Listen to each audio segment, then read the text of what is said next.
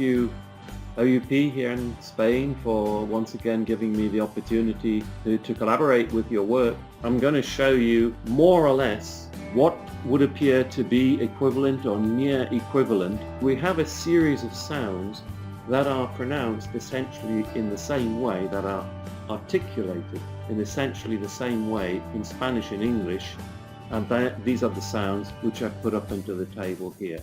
This is great. This is common ground between the two languages. Similarly, there are lots of lists available in recognized handbooks for teachers on teaching pronunciation, but also now on the internet, of the sounds which are not part of how we pronounce Spanish. Deceptively similar, which is the third category and the one I invented for myself through my own experience, deceptively similar are actually all of the plosives. On the surface, it seems that Spanish p is the same as English p, and Spanish t is the same as English t. In practice, when we do closely compare the two languages, we discover that they are similar but not the same. The first way of exploiting the mother tongue is this business I call adding voice. And z is in all of the lists I found in recognized handbooks on pronunciation as not a Spanish sound. But of course, as you all know, if we take s and we simply add voice, we voice s, then automatically we've made z.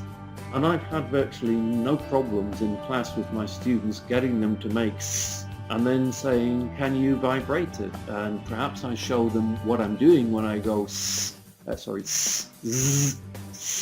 z. But simply by doing this, almost all of my students, almost always, are able to switch from s into z. So a sound which is technically not part of Spanish is accessed by beginning with Spanish, with a sound that is part of Castilian Spanish, and then simply adding voice. And in fact, there's a whole bunch of sounds of English that can be accessed from their unvoiced equivalent in Spanish. Once we've trained students, I always use this thumb and finger on my throat action to show I want voice from them.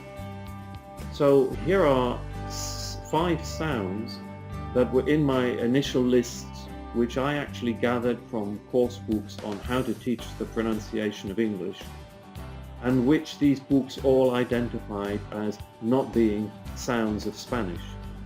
But we can get to these sounds by merely starting with a Spanish consonant and adding voice. So the sound j, again, is identified by many handbooks on pronunciation as not part of Spanish, and therefore this will be very problematic for your students. And yet when I say to my students, can you do an Argentinian accent? And they start doing an Argentinian accent in front of me, and they say, yo me llamo. I say to them, okay guys, you're doing it. You can do this sound. And the minute they spot this, obviously it doesn't automatically become incorporated into their pronunciation, but it becomes a reference point. And when they say television, and they don't give me the j sound, I just refer them to an Argentinian flag, which I might carry with me to class for a few days, just to be able to hold up and say, remember, yo me llamo. Another thing I often do is play around. Rather than L1 accents, I suppose I ought to call this bilingual accents. But the alveolar articulation of t in English was one of those deceptively similar things when I compare English to Spanish pronunciation, because Spanish would use a dental t.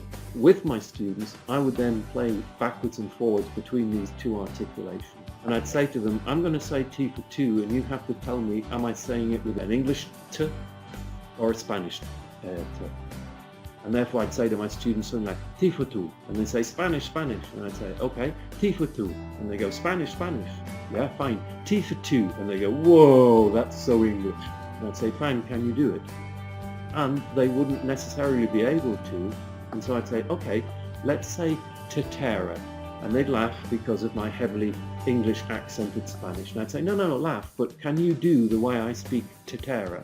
And they'd say, yeah, and the whole class could immediately put on a very English accent of Spanish and say tetera, and I'd say, okay, now say T for two like that. and they go T for 2 and say, fine, you've done it.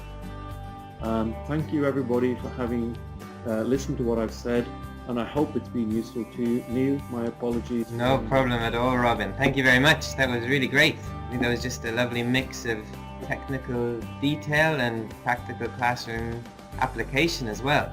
So thank you very much.